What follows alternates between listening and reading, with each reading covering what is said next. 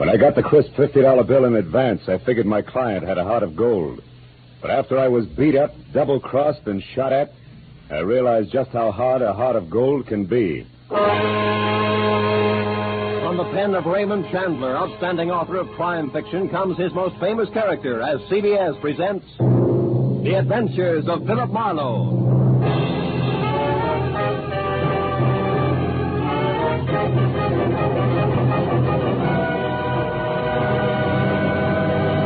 And now, with Gerald Mohr starred as Philip Marlowe, we bring you tonight's unusual story, The Heart of Gold.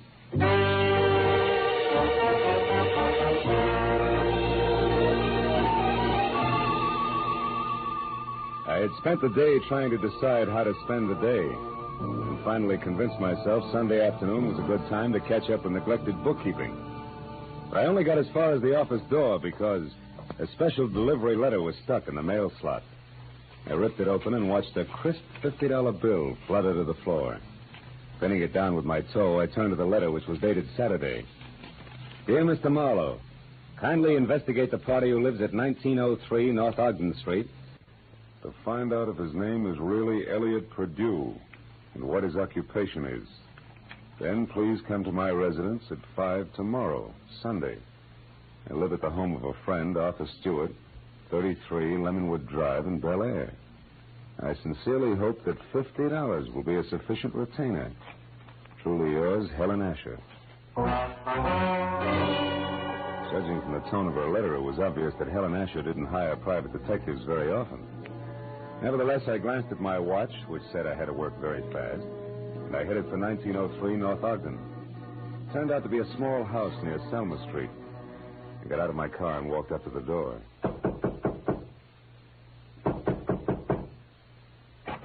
Good afternoon, sir. You the resident here? That's right. What do you want? I represent the Dr. Potter poll of public opinion. I'd like to ask you a few questions regarding... Sorry, but I don't have any opinions to express. Oh, even the opinions of a man with no opinions are important to us. Now, let's just let me step inside here, get out my notebook. There we are. All right, but make it fast. Right. Now, what is your occupation? I'm an investment broker. With which firm? I'm independent. I see. And what is your name, sir? What do you need my name for? Well, for my personal records in case I have to come back. Elliot Perdue. Uh-huh. Do you have any hobbies other than horse racing? What do you mean? Those dope sheets and racing forms there on your desk. I'm quite an admirer of horseflesh myself. You're quite a character, too, aren't you? Working on Sunday and all? Well, you know how public opinion is. It goes right on, rain, shine, or Sunday. Excuse me a moment. Oh, by the way, what's your name? Marlowe, Philip Marlowe. Okay, Mr. Marlowe. Stand still, because I'm not kidding about this gun. Now beat it back to whoever hired you and tell them they're being very clumsy about a very delicate situation. One more move like this, and they won't get another chance. I knew Perdue meant business, so I left without an argument. Well, at least I had a repeat on the name, Elliot Perdue, and the occupation of bookie to toss at Helen Asher when I met her at 5 o'clock. In Bel Air, I eventually found 33 Lemonwood Drive. 200 yards of palm trees stood at rigid attention while I drove through the gate and up to the house. When the butler opened the door, he stared at me like my hat was on fire.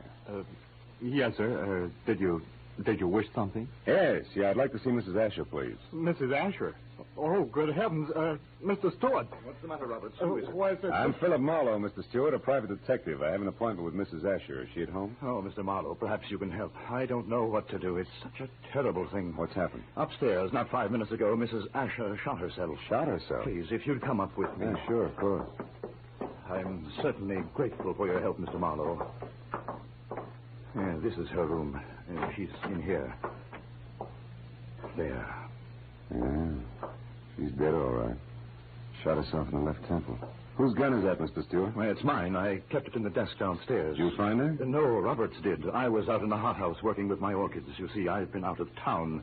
I just came in this morning on the super chief from Chicago, and I wasn't expected back until Wednesday. Yeah, look, Mr. Stewart, do you mind telling me how well you knew Mrs. Asher? Oh, very well indeed. Ever since the accident 3 years ago, she lived in my house under my care.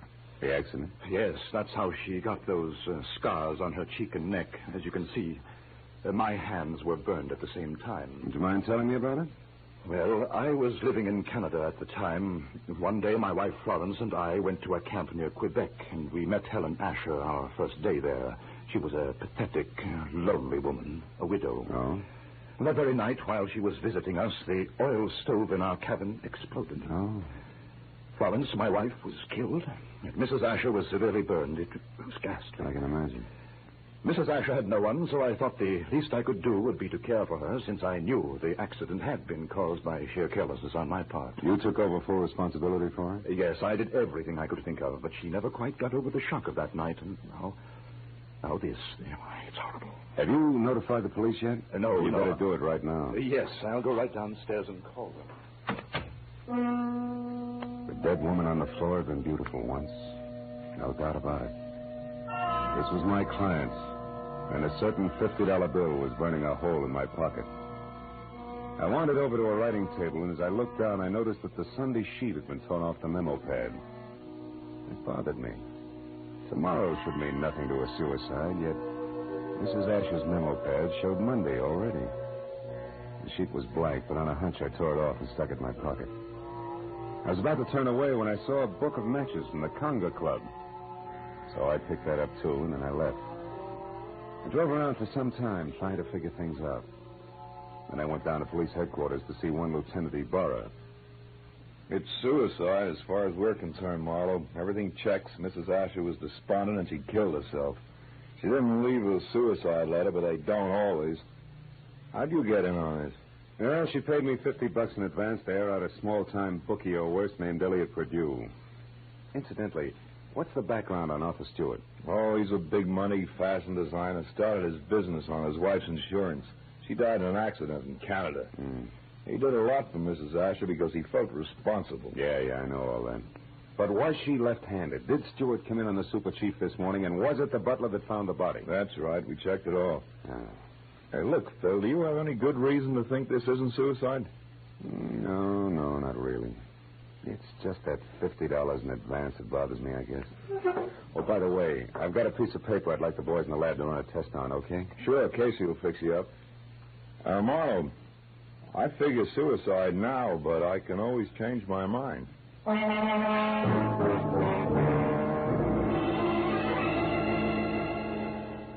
I went down the hall to the police laboratory and handed the blank page of the memo pad to Casey. 10 minutes later, he explained that the impression showed a left-handed person had written a number, Bradshaw 711, with a wide-point fountain pen, probably on the page just above the one I'd given him. Well, I thanked him, dropped 4 bits in the Christmas fund bottle, and found the phone. I dialed Bradshaw 711 and waited.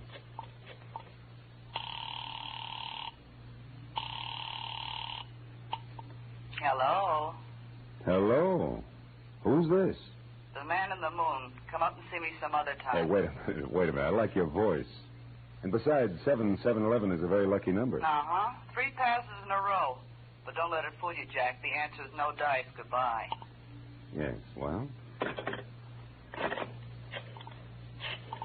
I gathered she was in no mood for playing, so I decided to be strictly business and dialed again.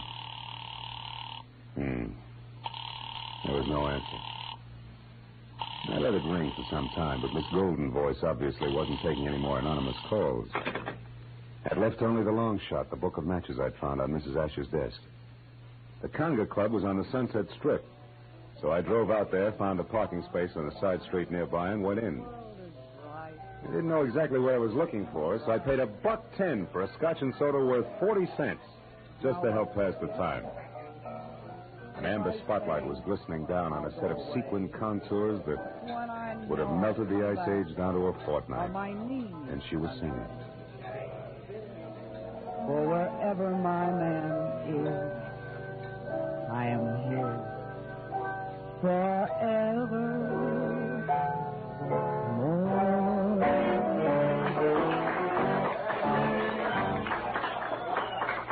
I knew it was Bonita, the Conga's featured songstress, and I knew something else, too.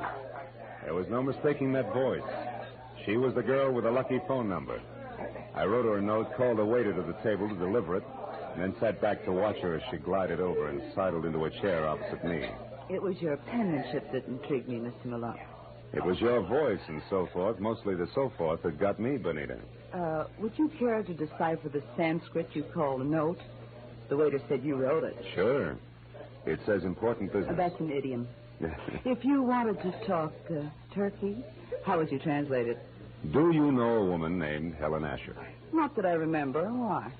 Well, your phone number showed up on a memo pad. How do you account for that? How should I know? Maybe she intended to call me up. Look, you're quite a handsome man, Mr. Marlowe. But you look silly with your nose bent. Why do you keep sticking it into other people's business? Because besides being paid for it, it sometimes leads to meeting interesting and beautiful people. Present company included. What do you want? Mrs. Asher killed herself tonight. Mrs. Asher's dead? Yeah. And considering you said you didn't know her, you look very put out about it. All right, Marlowe, you win. But let's not talk about it here. Finish your drink while I get out of this costume. Then meet me outside by the front door in 10 minutes.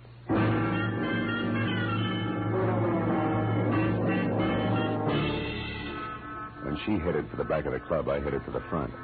I got out the door and down to my car just in time to see her leave by the stage entrance. She jumped into a yellow convertible, ripped down Sunset Boulevard, turned onto Doheny, and scraped to a halt in front of the Regent Apartments. At the door, a tall, sunburned man popped up from somewhere and intercepted her. It was Elliot Perdue. A short but hot argument took place, and apparently Perdue won, because they went in together.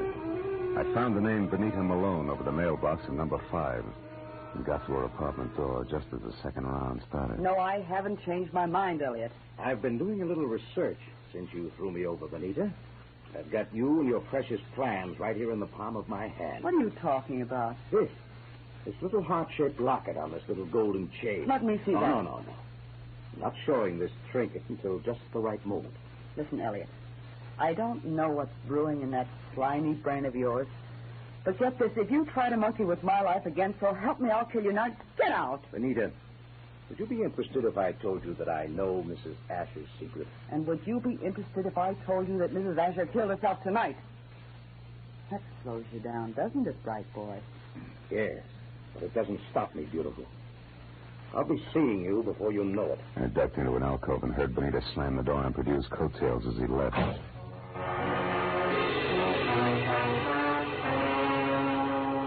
So, now I knew that Perdue, a locket, and Benita Malone added up some way to a bullet in the head for a scarred woman with a secret. I went back to my car and drove out to Stewart's house in Bel Air. When you were here before, Marlowe, I was so upset I hardly realized you were a private detective. You had an appointment with Mrs. Asher. Had she hired you? Yes, to investigate someone, but she didn't live long enough to give me the details. Now, what sort of trouble could she have been in to have needed a private detective? I don't know. But perhaps you can help me find out by answering a few questions. Anything at all, Mr. Marlowe. Does the name Elliot Perdue mean anything to you, Mr. Stewart? Elliot Perdue? No, I'm afraid not. How about Benita Malone? Yeah, I've never heard of her. You know anything about a heart-shaped locket on a gold chain? A locket?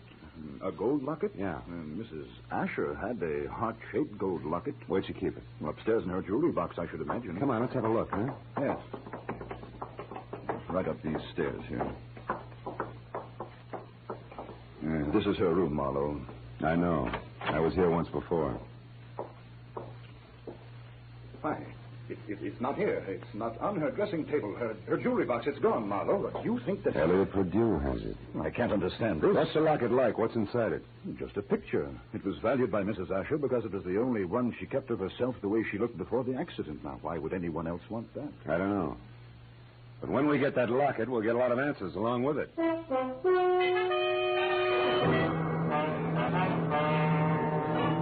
Now I was more convinced than ever that Elliot Perdue, Benita, and the late Mrs. Asher's secret were all dangling from the same chain that supported the gold locket. I said goodnight to Arthur Stewart and started back for Hollywood. But a moment later, I changed my mind and abruptly swung onto a shadowed side road and parked, lights out. It had suddenly occurred to me that the gallivanting Mr. Perdue might call on Stewart. And if so, I wanted to be on hand. Well, 40 minutes later, I was about to call off the cloak and dagger routine when I heard the sound of a powerful motor roaring out of Stewart's driveway. I looked up just in time to see a long black Nash whip by with Stewart at the wheel.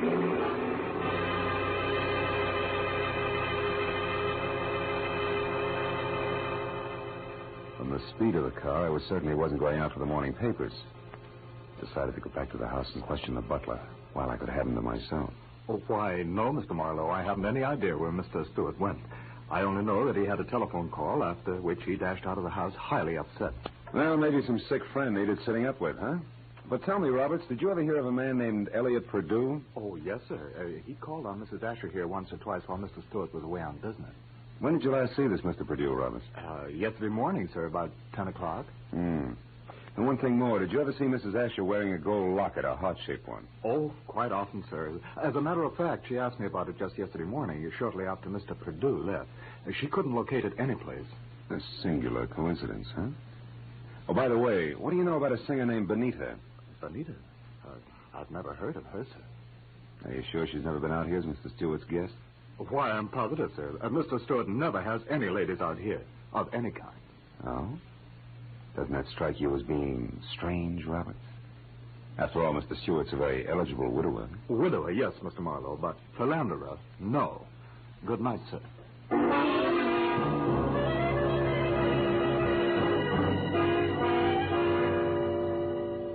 As I drove back to Hollywood, I tried to figure out where Arthur Stewart had gone. But I had about as much to work with as Gypsy Rose Lee after a third encore. And after discounting Benita's place in the Conga, there was only Elliot Perdue's house on North Ogden. 15 minutes later, I walked up to it, but the place was as dark and as quiet as the inside of a coffin. I was about to turn back to my car when suddenly I caught the reflection of a sliver of light bouncing off the glass in Mr. Perdue's living room. I found the back door lock easy to bluff. A moment later, I stepped into the living room. Marlowe, how did you know I was here? Mr. Stewart told me. You're a liar. Arthur wouldn't... Arthur? Well, you see, Mr. Stewart and I... Oh, now it's Mr. Stewart, huh? Wait a minute, there's someone outside. Perdue. Put out your light. Now, when he finds you, keep talking, say anything. I'll be behind the door. Here he is.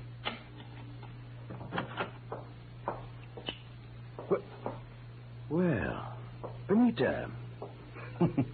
What a waste of time, my dear.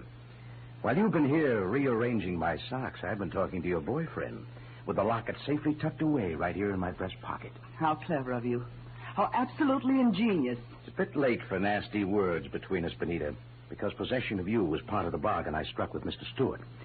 You see, What are you staring at? My big blue eyes, Perdue. Don't move or I'll blast you. You'll do nothing. No. Get the gun, Benita. Now, Perdue, we'll play some more. Now the gentleman's breast pocket. Ah, here it is, Benita. Safe and sound. Which is just the way I want it, Phil. What? My own gun. Why, you beautiful The locket, snake. Marlowe. Come on, I get nervous with one of these things in my hands. Throw it here. Thank you. Now, when I leave, Phil, don't come after me, because I'd hate to fill you full of little holes. Good night, dear.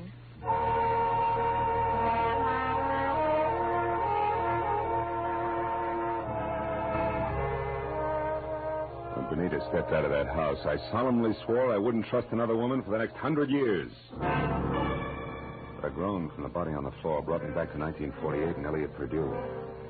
I knew that he had seen the picture in the locket, so I went to work on him. Come on, Perdue, snap out of it. Come on. Huh? Oh, it's you, Marlowe. Who'd you expect, St. Peter? What was in the locket, Perdue? I don't remember. Maybe a call on Lieutenant Ibarra will refresh your memory. I doubt it. And we better start playing games again. We'll start with one called Slap, Slap, Perdue. No, let me alone, Marlowe. Get your hands off me. You ready to start singing, huh? All we need now is the right lyrics. No. Come on, Perdue, talk. Stop it, I'll talk. Good. Now, why did Mrs. Asher kill herself? Because she had a good reason. Like what? No, it's a long story. Make it short. Okay, Marlowe. Here goes.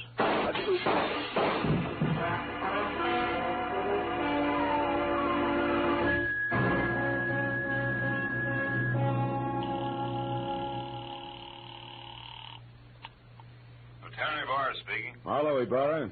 There's a 5-minute-old corpse lying in his living room at 1903 North Ogden. Name is Elliot Perdue. 3 shots through a closed window. I was lucky.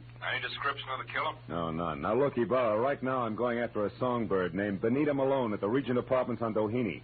Will you cover me there without sirens? Sure, Marlowe. I'll attend to it in person.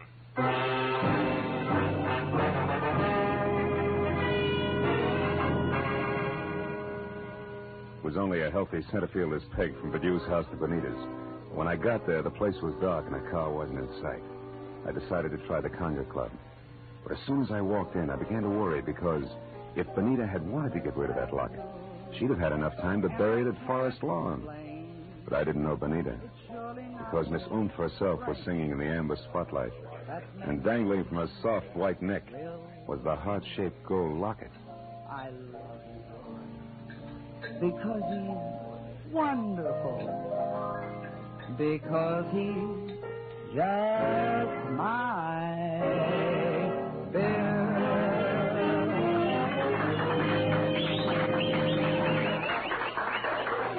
When she caught my eye, she smiled like a maitre d', and the moment she was through with her song, she headed back in my direction. But before she got to me, I saw her give the high sign to an ape in a tuxedo. He looked at her and then across toward my table and left the room. I watched Benita glide across the floor in my direction. She was distinctly a thing of beauty. Well, Phil, what do you think of my singing? Oh, I'm just crazy about it. That and your jewelry.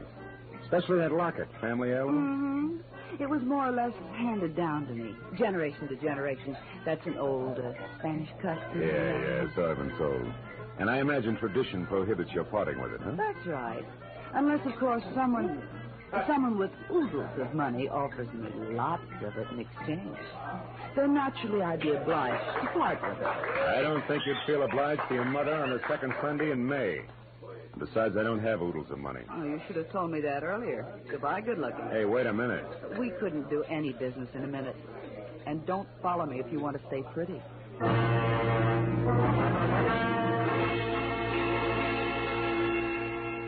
She pivoted on a spike heel and took off for a dressing room, and I knew that if I followed, I was scheduled for a nasty tete-a-tete with an ape in a tuxedo. When I made the lower floor and saw that the long corridor to her room was empty, I knew the setup. The ape would be on the other side of the door waiting.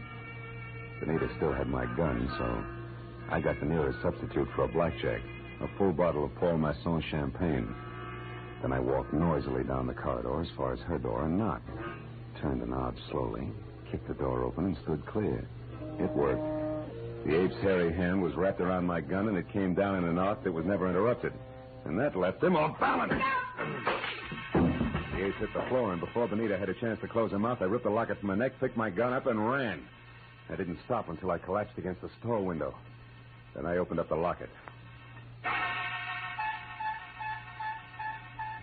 2 minutes ran out on me before I realized what was wrong with the picture. Then I knew. Arthur Stewart's home in Bel Air was my next stop.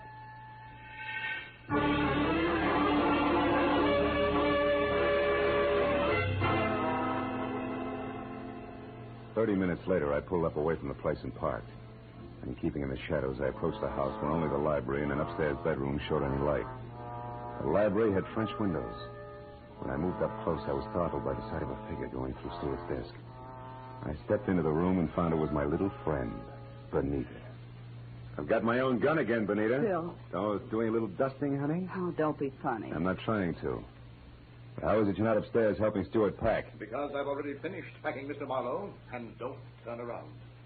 That was well done, Benita. Oh, fine. Sucked in by a little decoy sprinkled with sequins. Never mind the pose, Marlowe. Just toss your gun on the couch over there.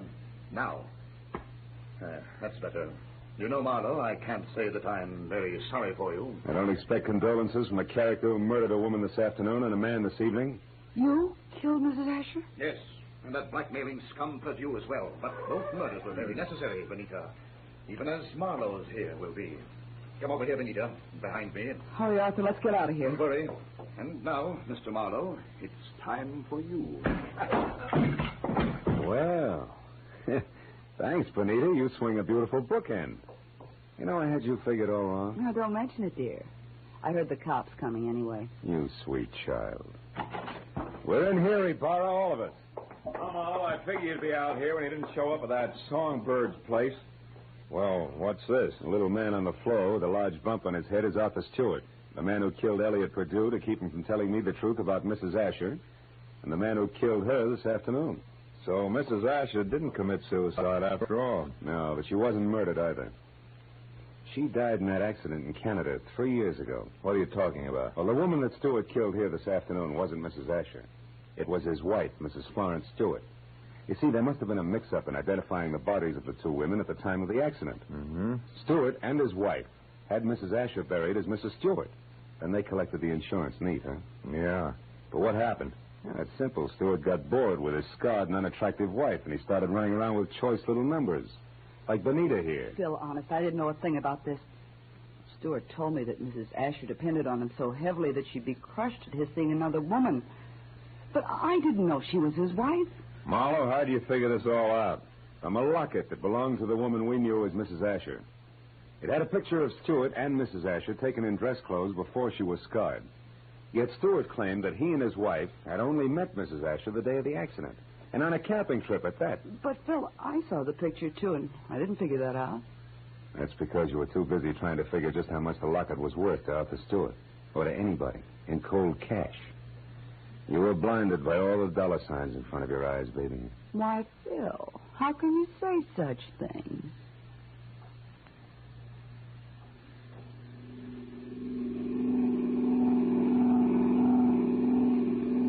Now, Marlowe, just so I don't toss and turn all night, tell me just why you were hired in the first place.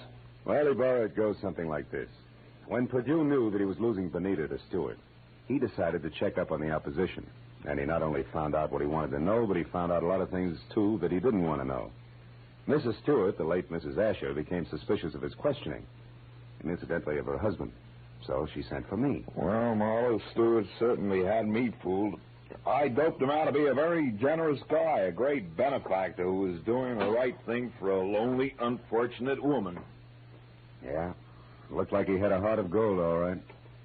But a funny thing, Ibarra, in the end, it was this heart of gold, this locket here, that got him. Mind if I keep it? Not at all. You had a tough enough time getting hold of it. Good night, Phil.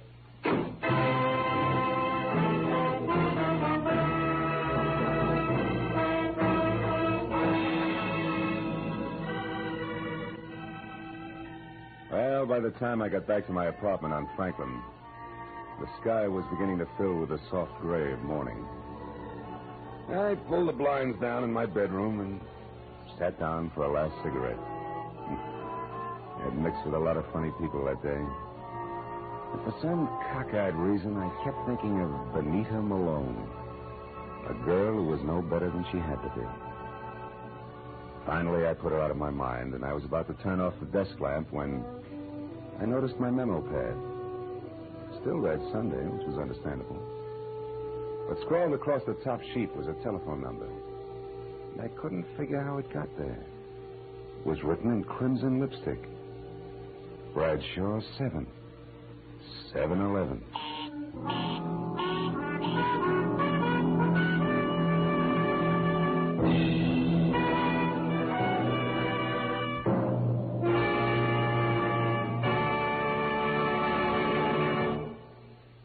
The Adventures of Philip Marlowe, created by Raymond Chandler, stars Gerald Mohr and is produced and directed by Norman MacDonald. Featured in tonight's cast were Gloria Blondell, John Daner, Jack Moyles, and Ben Wright. Detective Lieutenant Ibarra was played by Jeff Corey. The special music was conceived and conducted by Richard Orant.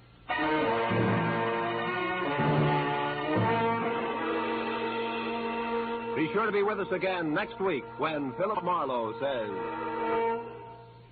They were all after it. An importer, a beautiful woman, a nut, and a guy I couldn't figure out. But before we were through, one was in the hospital, two were in the morgue, and the fourth was waiting for the hangman.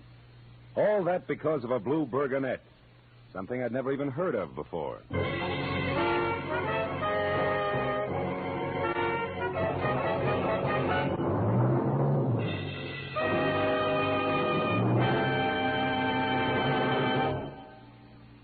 Dr. Fabian, the ship's doctor in cabin B-13, tells a new story of danger in far ports tonight over most of the CBS network stations.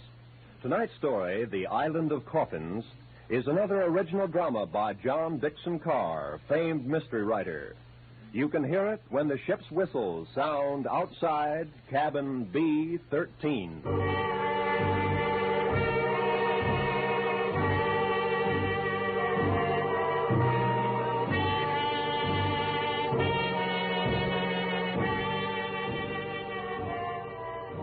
This is Roy Rowan speaking.